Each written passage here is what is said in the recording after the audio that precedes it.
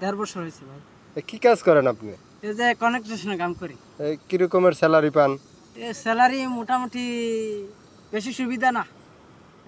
মালদ্বীপটা আপনার কাছে পারি না এনতে থাকি। মালদ্বীপটা আপনার কাছে কি রকমের লাগতেছে? মোটামুটি ভালোই। ভালো লাগতেছে। বাংলাদেশ আমার জন্মস্থান, মালদ্বীপ আমার কর্মস্থান। মালদ্বীপের আবহাওয়া কি রকমের আপনার কাছে লাগে? আবহাওয়া বাংলাদেশের মতনে, তবে একটু রোদ বেশি, বালুর কারণে রোদ বেশি, গরম লাগে। অন্যান্য কান্ট্রির প্রবাস বলতে কষ্ট। অন্যান্য কান্ট্রির চেয়ে সুবিধা আছে নাকি? তা জানি না, আমি অন্যান্য কান্ট্রি যাই নাই, তবে মালদ্বীপে হারে মোটামুটি ভালোই দেখতাছি। কষ্ট তো আছে, স্বাভাবিক, সব জায়গায় কষ্ট। পরিশ্রম হইলে তো টাকা আসে, তাই না? পরিশ্রম করতে হবে। না, এটাই অনেকের দেখি মালদ্বীপ আসার জন্য অনেক মানে আগ্রহ। আসো, মানে আসলে তো এটা কোনো করণ নাই। আমি তো আসার জন্য পাগল হয়েছি না, আইয়া দেখি হায় আরে ছাগল হয়ে গেছি।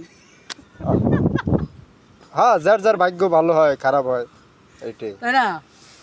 এই তো আসার চাইলে আসক, বুঝাবেন যে ভাই এই ঘটনা, যদি আসেন তাহলে আসেন, যদি না আসেন তাহলে ক্লোজ। ভালো রাষ্ট্রে যাও, ভালোই এখন। ওকে, কষ্ট করতে হবে, তাই সাদা ভালো চামড়া কালো বানাইয়া পয়সা কামাইতেছে। হ্যাঁ, তাই ভালো থাকবেন। আসসালামু আলাইকুম। ওকে, থ্যাংক ইউ।